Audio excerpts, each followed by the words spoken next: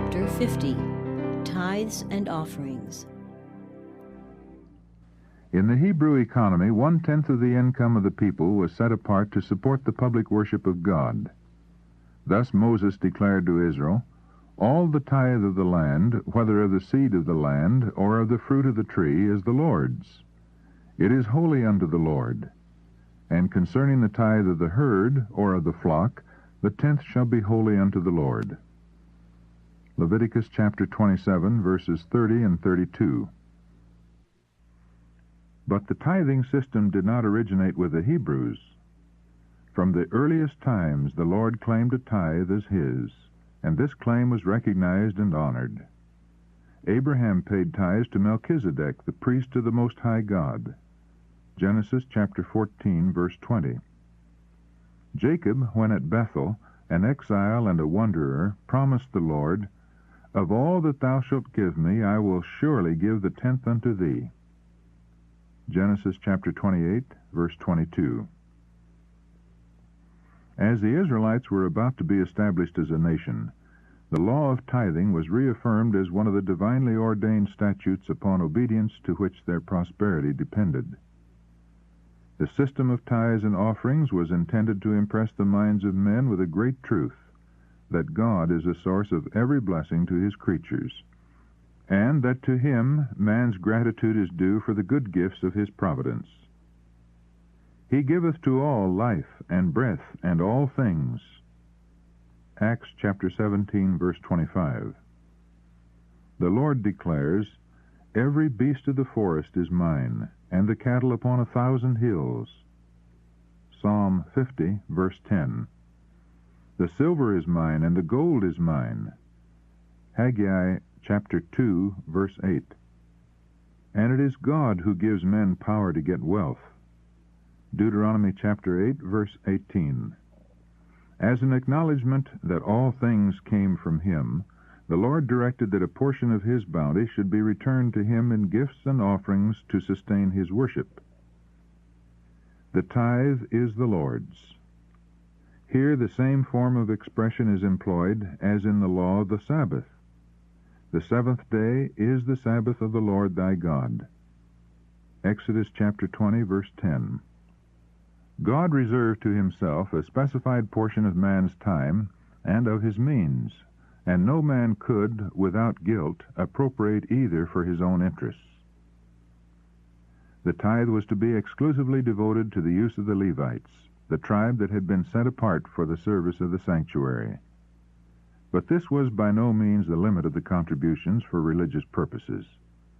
The tabernacle, as afterward the temple, was erected wholly by free will offerings, and to provide for necessary repairs and other expenses, Moses directed that as often as the people were numbered, each should contribute a half shekel for the service of the tabernacle.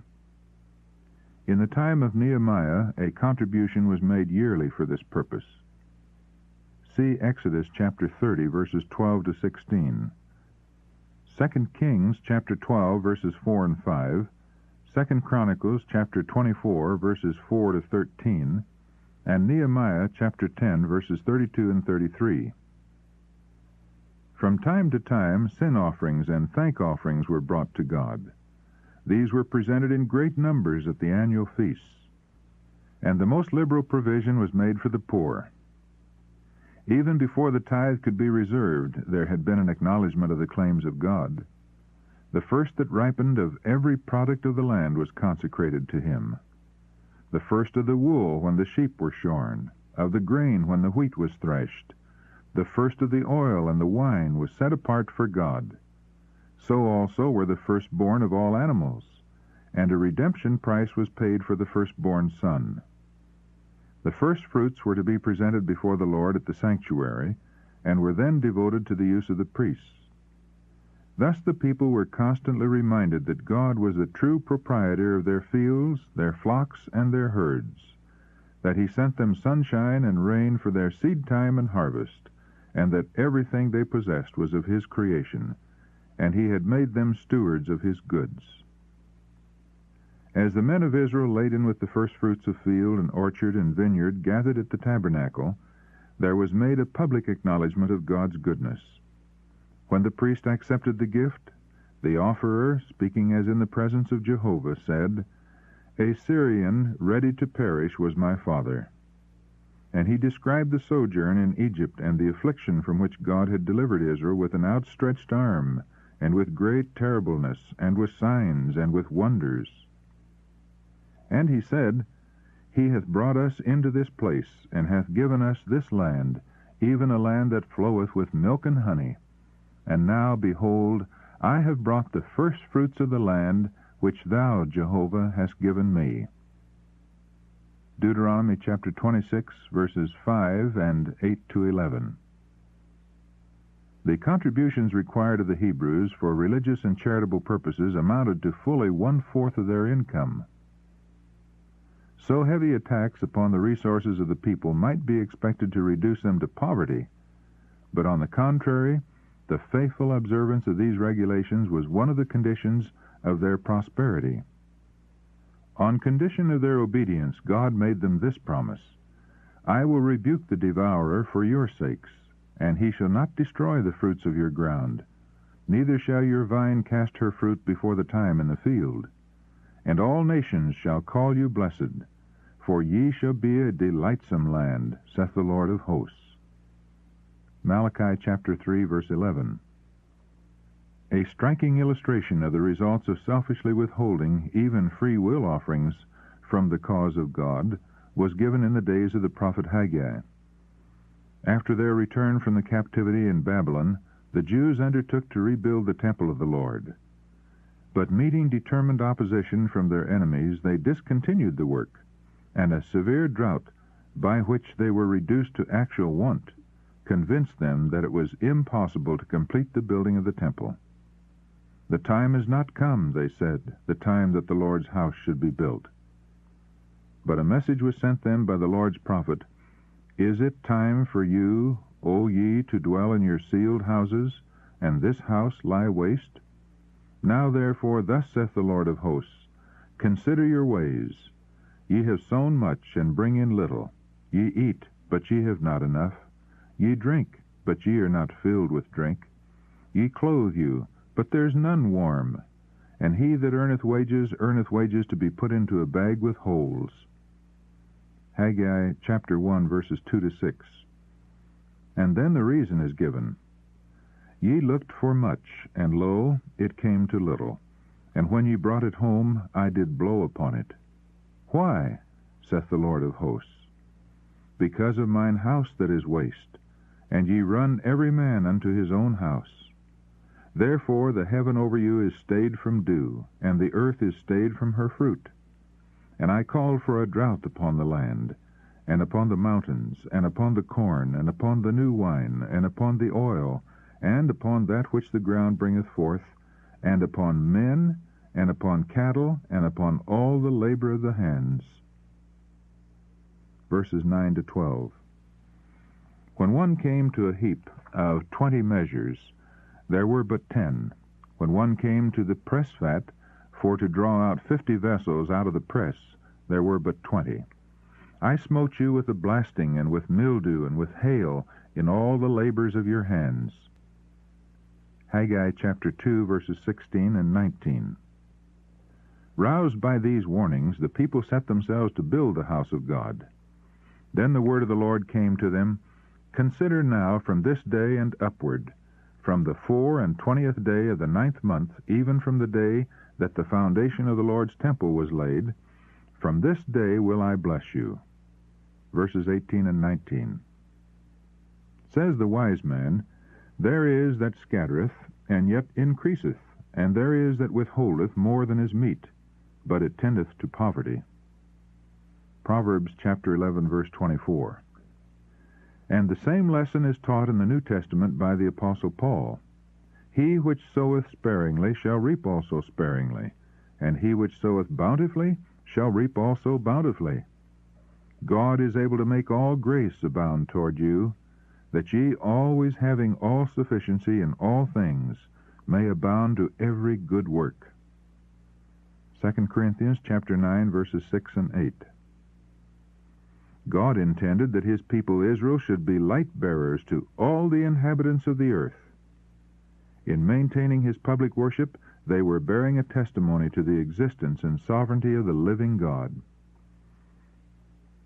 And this worship it was their privilege to sustain as an expression of their loyalty and their love to him. The Lord has ordained that the diffusion of light and truth in the earth shall be dependent upon the efforts and offerings of those who are partakers of the heavenly gift. He might have made angels the ambassadors of his truth. He might have made known his will as he proclaimed the law from Sinai with his own voice. But in his infinite love and wisdom, he called men to become co-laborers with himself by choosing them to do this work. In the days of Israel, the tithe and free will offerings were needed to maintain the ordinances of divine service. Should the people of God give less in this age? The principle laid down by Christ is that our offerings to God should be in proportion to the light and privileges enjoyed. Unto whomsoever much is given, of him shall be much required. Luke chapter 12, verse 48. Said the Savior to his disciples, as he sent them forth, Freely ye have received, freely give. Matthew chapter 10, verse 8. As our blessings and privileges are increased, above all, as we have before us the unparalleled sacrifice of the glorious Son of God, should not our gratitude find expression in more abundant gifts to extend to others the message of salvation? The work of the gospel, as it widens, requires greater provision to sustain it than was called for anciently. And this makes the law of tithes and offerings of even more urgent necessity now than under the Hebrew economy. If his people were liberally to sustain his cause by their voluntary gifts, instead of resorting to unchristian and unhallowed methods to fill the treasury, God would be honored, and many more souls would be won to Christ. The plan of Moses to raise means for the building of the tabernacle was highly successful. No urging was necessary, nor did he employ any of the devices to which churches in our day so often resort. He made no grand feast. He did not invite the people to scenes of gaiety, dancing, and general amusement. Neither did he institute lotteries, nor anything of this profane order, to obtain means to erect the tabernacle for God. The Lord directed Moses to invite the children of Israel to bring their offerings. He was to accept gifts from everyone that gave willingly, from his heart. And the offerings came in so great abundance that Moses bade the people cease bringing, for they had supplied more than could be used. God has made men his stewards. The property which he has placed in their hands is the means that he has provided for the spread of the gospel. To those who prove themselves faithful stewards, he will commit greater trusts. Saith the Lord, Them that honor me I will honor. 1 Samuel chapter 2, verse 30. God loveth a cheerful giver, and when his people with grateful hearts bring their gifts and offerings to him, not grudgingly or of necessity, his blessing will attend them as he has promised. Bring ye all the tithes into the storehouse, that there may be meat in mine house, and prove me now herewith, saith the Lord of hosts, if I will not open you the windows of heaven, and pour you out a blessing, that there shall not be room enough to receive it. Malachi chapter 3, verse 10.